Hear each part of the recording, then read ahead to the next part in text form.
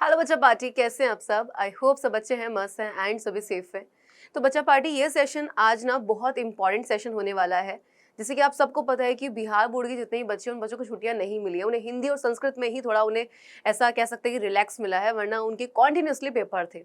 अब बात आ जाती है कि हिंदी और संस्कृत को कैसे पढ़े, क्योंकि हिंदी और संस्कृत में छुट्टी नहीं है ना। हिंदी से पहले छुट्टियां हैं लेकिन संस्कृत के पेपर के लिए छुट्टियां नहीं है। तो अब मैं आपको बताने वाली हूँ कि आज के इस सेशन में कि हिंदी और संस्कृत को आखिर पढ़ना किस तरीके से है, क्योंकि काफी बच्चों को ये चीज पता ही नहीं है ना।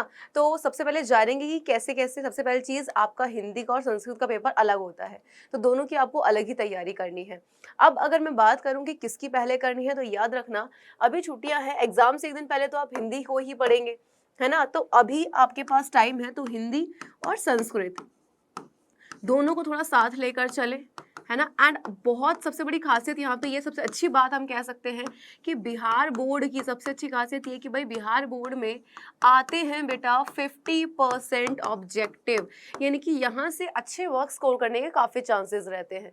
तो ऑब्जेक्टिव क्वेश्चंस जितने भी हैं, तो बेटा इनके तो आपको नहीं छोड़ने। ऑब्जेक्टिव क्वेश्चंस जितने भी हैं ये तो नहीं छोड़ने हैं। इसके अलावा जो आपका और क्वेश्चंस होते हैं, है ना, चाहे मैं बात करूँ हिंदी की या मैं बात करूँ संस्कृत की, व्याकरण वाला पार्ट जो होता है बेटा वो बहुत ज़्यादा इम्पॉर्टेंट होता है, क्योंकि वहाँ से बहुत अच्छे मार्क्स आ जाते हैं। तो हिंदी और संस्कृत को पढ़ना कैसे है, इसको बच्चे थोड़ा सोच रहे थे, पूरे साल तो पढ़ते नहीं है, फिर सोचते हैं चलो रट्टा मारते हैं। रट्टा रट्टा मारोगे तो बेटा भूल जाओगे। उसमें भी थोड़ा समझने की कोशिश करना है आपको कि किस तरीके से यहाँ पे चीज़ें हो रही हैं, क्या है क्या नहीं है।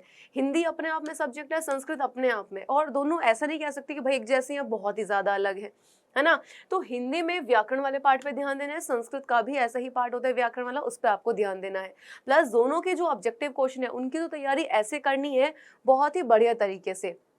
जितने भी कॉन्सेप्ट हैं उनको ध्यान से समझना कि आखिर कॉन्सेप्ट में कहना क्या चाहते हैं। सारे पॉइंट को, गद्यांश हो पद्यांश हो, ये सब हमें अच्छे से करने हैं, एक स्टोरी की फॉर्म में याद करने हैं, ठीक है। अब यहाँ पे आपको सबसे पहले अपना एक टाइम टेबल बना लेना। टाइम टेबल कैसे, कि भाई किस तरीके से आप पढ़ने वाले हो। जैसे ही आपका पेपर खत्म हो जाएंगे कि भाई इंग्लिश का भी हो गया हमारा, ये पेपर भी हो गया, उसके बाद सिर्फ हिंदी और संस्कृत अगर मैं बात करूँ ये बचेंगे। हिंदी का पेपर पहले है, उस बीच में कुछ छुट्टियां हैं, तो वहां पे थोड़ा संस्कृत को पढ़ लेना। मतलब मैं ये बोलूँगी एक क्लास तो ले लेना एटलीस्ट उसकी, मैं लूँगी वो क्लास। एंड देन आपका अगर मैं बात करूँ नेक्स्ट डे ही संस्कृत का, क्योंकि छुट्टी तो है ही नहीं और उससे पहले ही मैं आपको संस्कृत पढ़ा दूंगी। तो क्लासेस मिस मत करना, बिकॉज क्लासेस में मैं आपको पढ़ाने वाली हूँ।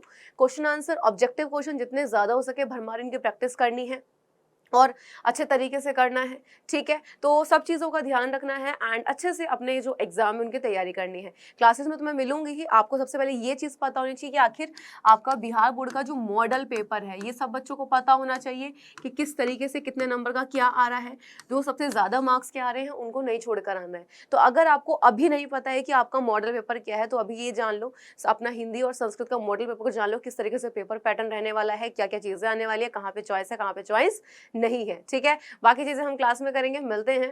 तो तब तक के लिए bye bye and take care.